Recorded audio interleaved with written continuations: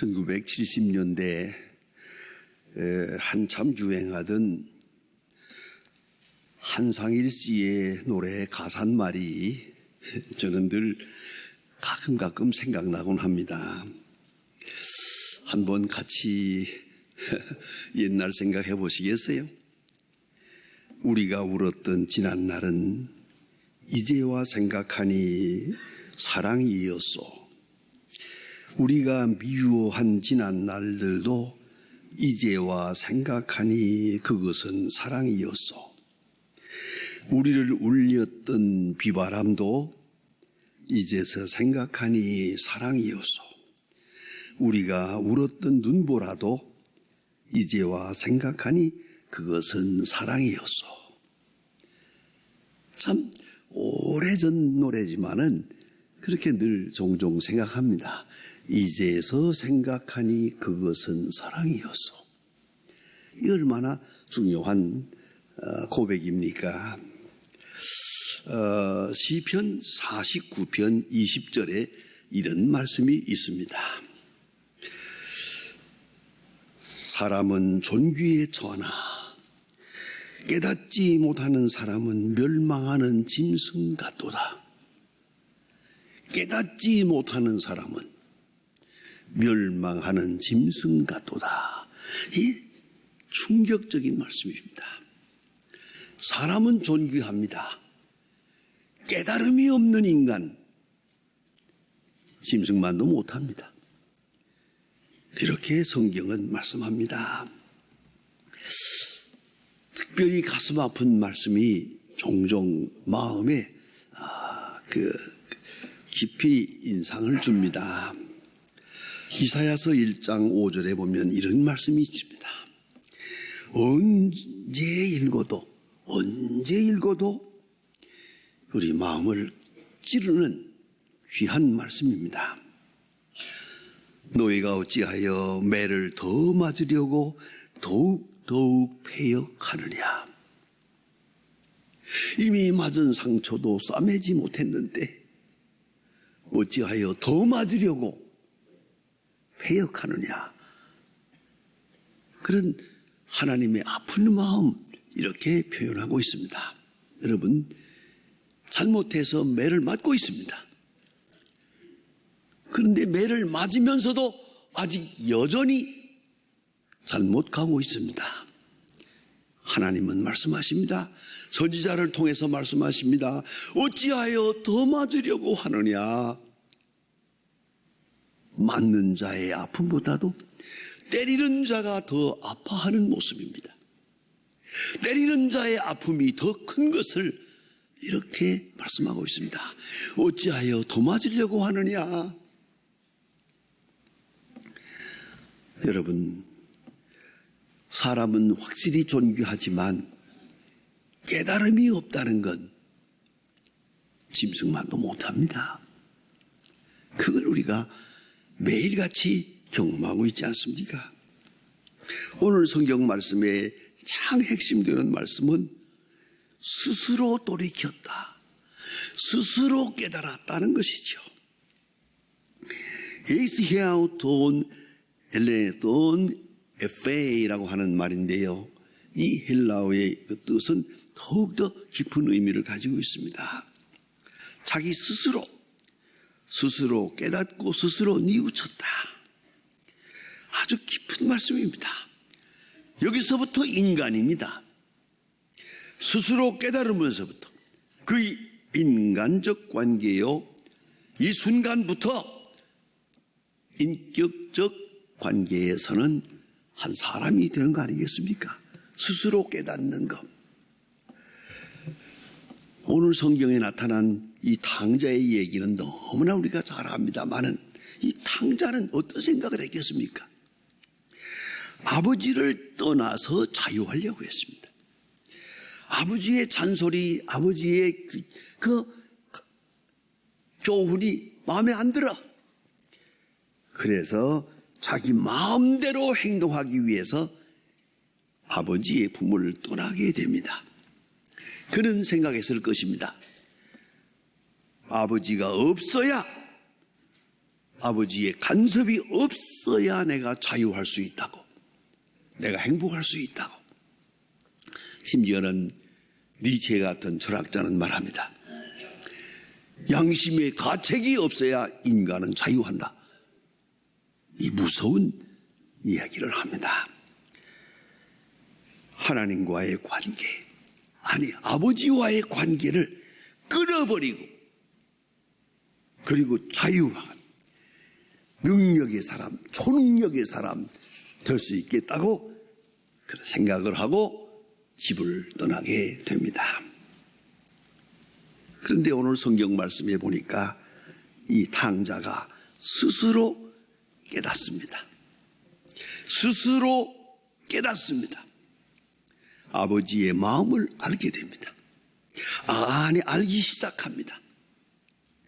이 한순간에 깨달음을 위하여 아버지는 많은 재산을 아들에게 주고 낭비해버렸습니다. 많은 시간의 아픔도 아버지는 감수했습니다. 스스로 깨닫는 이 한순간을 위해서 아버지는 재산도 다 주었고 그간의 마음의 아픔도 다 감수하는 그런 아버지의 모습이었습니다. 아버지의 마음은 뭡니까? 강요된 지식을 원치 않습니다. 가라니까 가고 오라니까 오고 그거 원치 않습니다. 강제된 행동도 원치 않습니다. 억지로 하는 일 반갑지 않습니다. 이거는 비인간화하는 것이기 때문입니다. 아버지의 마음은 그렇습니다. 스스로 깨닫고 뭘 한 가지를 하더라도 스스로 깨닫고 스스로 뉘우치고 스스로 행동하는 그런 인간이 되기를 아버지는 바라고 있는 거예요. 이까지 재산 중요하지 않아요. 아버지는 이 아들이 스스로 깨닫고 참 깨끗한 마음으로 아버지를 부르고 아버지에게 돌아오기를 간절히 바라고 있었단 말입니다. 그래서 이 탕자는 이제서 깨닫습니다. 많은 고통을 겪고 나서야 이제서 깨달았습니다. 이제서 뭐냐? 첫째, 아버지를 떠난 자유는 자유가 아니고 방종이었다는 걸 깨닫습니다. 방종과 자유는 같은 게 아닙니다. 내 마음대로 하고 싶다고 한다고 그것이 자유라고 볼 수는 없습니다. 진리를 떠나서 자유함은 없습니다. 진리를 떠나서 사랑도 없습니다. 이걸 잊지 말아야 합니다. 그래서 아버지를 떠난 자유, 그건 자유가 아니고 방종이었다는 것, 큰 잘못이었다는 걸 이제 스스로 깨닫습니다. 더욱더 깊은 뉘우침이 있습니다. 그것은 아버지께서 나의 불의한 욕망, 잘못된 욕구 거절하지 않고 그 아까운 재산을 나누어 준 것,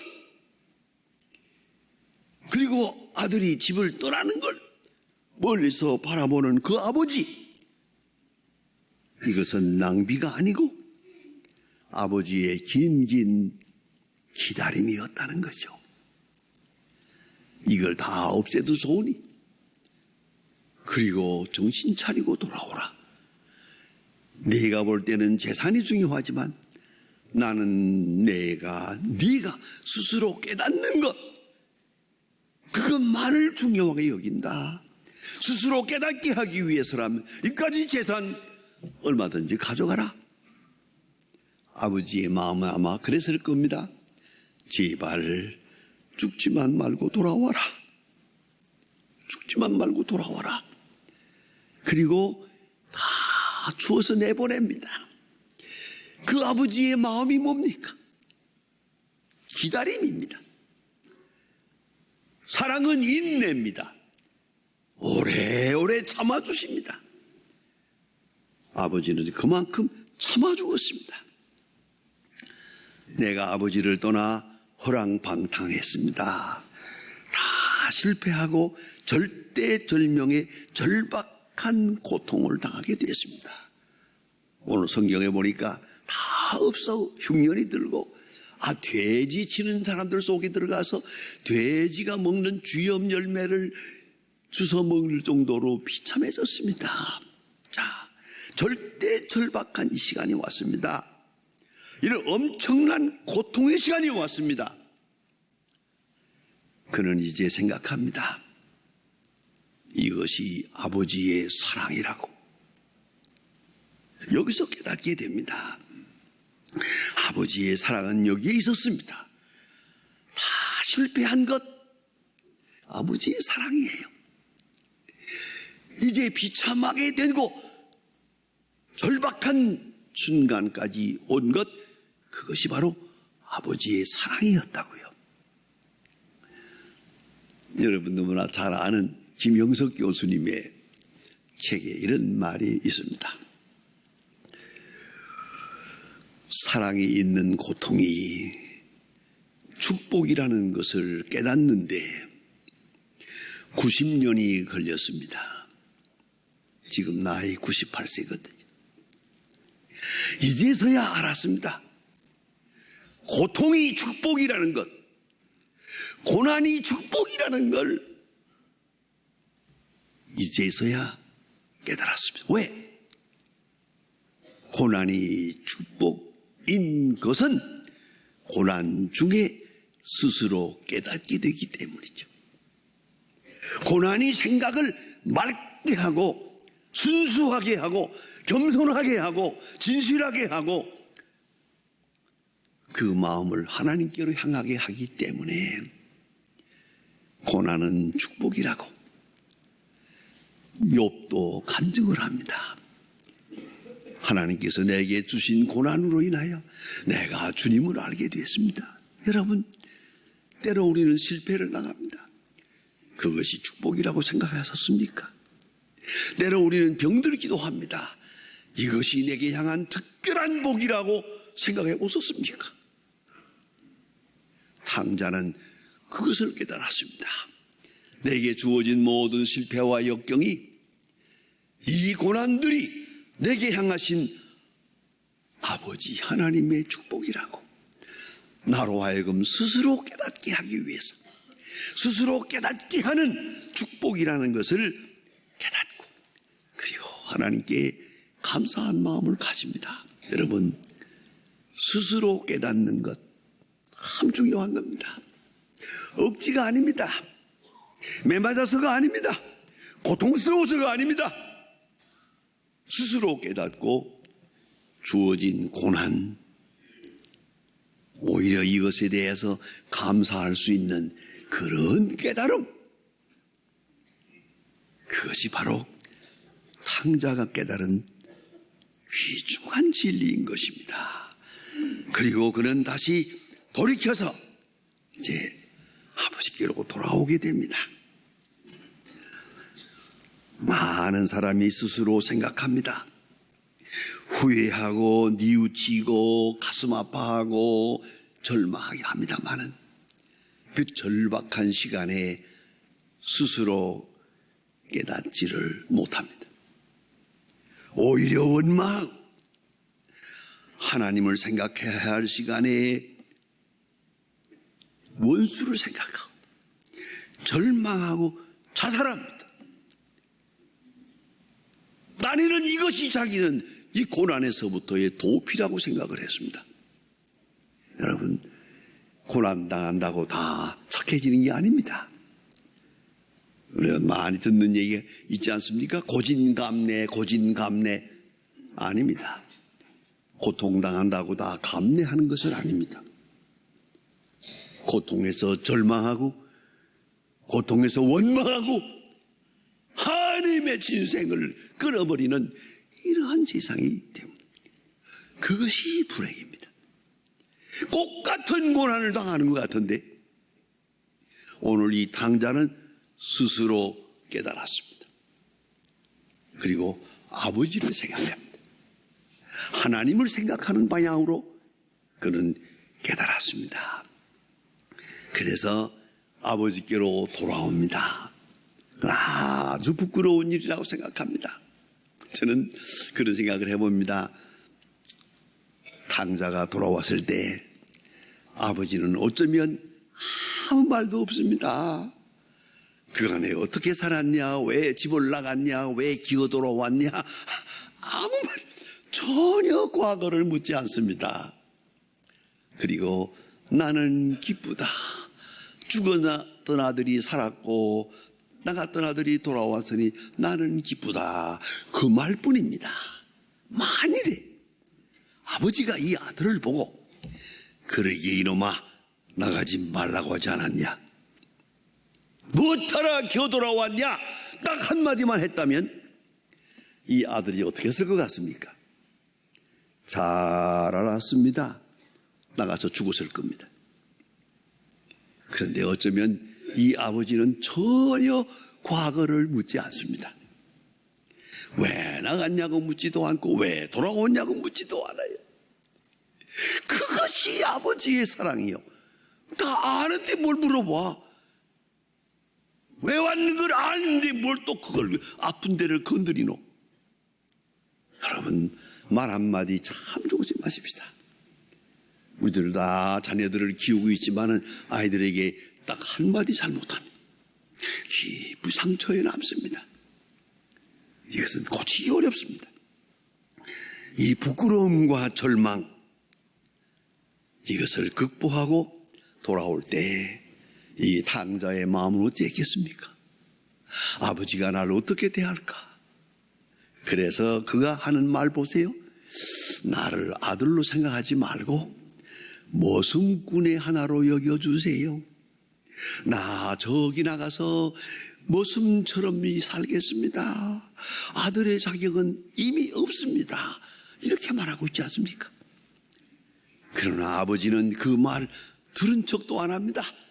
내 아들이 죽었다 살았다 그런 거로 소를 잡아라, 반지를 끼워라, 신을 신겨라, 옷을 입혀라. 그냥 아버지는 기뻐하기만 합니다. 내 아들이 돌아왔다. 여러분 이걸 잊지 말아야 합니다. 이 부끄러운 과거, 절망을 극복하는 용기가 있었습니다. 탕자에게. 그래서 행동을 합니다. 회개는 감상이 아닙니다. 행동입니다. 액션입니다. 그러기 위해서는 자기 자신을 완전히 부정해야 했습니다. self-denying, 완전히 부정합니다. 아버지가 나를 뭐라고 하든 정죄를 하든 나가라고 하든 죽으라고 하든 개의치 않기로 모든 부끄러움을 무릅쓰고 용기를 냅니다. 여러분, 회개 자체가 축복이고 회개하는 마음이 복이고 회개하는 용기가 복입니다. 회개 아무나 하는 거 아닙니다. 가만히 보면 뻔히 잘못된 일을 가지고 끝내 잘못했다는 말 한마디를 못하고 죽어가는 사람도 있습니다. 왜? 부끄러워서. 그까지 몇 푼 안 되는 체면 가지고 말이에요. 다 져버리세요. 깨끗이 지어. 이 탕자는 그런 면에서 대단한 용기가 있습니다. 회개의 용기. 이것은 아버지에 대한 사랑의 응답입니다. 저는 이 본문을 볼 때마다 늘 생각합니다. 이 탕자가 어째서일까? 아버지가 이렇게 잔치를 하고 좋아할 때 아버지 너무 그렇게 하지 마세요. 그러면 내가 부끄러워집니다. 그랬다면 어떻게 될까? 그런 생각도 해보고요. 또 한 가지 있습니다. 이 아들이 이런 생각했을 것 같아요. 이런 줄 알았으면 진작 돌아올 걸. 그동안에 너무 오래 고생했다. 아버지가 이렇게 좋은 분이고 이렇게 사랑스러운 분이라면 진작 돌아올 걸 내가 그동안에 왜 깨닫지 못하고 그 많은 세월을 보냈던가. 후회도 했을 것 같습니다. 이 한순간 이 스스로 돌이키는 마음, 이 자유의지, 은총에 대한 응답. 내 아버지 집에는 거할 곳이 많고 하늘과 아버지께 죄를 지었나이다. 하나님께로 돌아오는 마음입니다. 스스로 깨닫고 스스로 뉘우치고 스스로 돌아오는 마음, 그것이 자체가 하나님이 주시는 큰 은총이었음을 생각합니다. 여러분, 우리가 어떤 처지에 있습니까? 스스로 뉘우치고 스스로 돌아올 줄 아는 그런 용기, 그 속에 하나님의 축복이 있는 것입니다.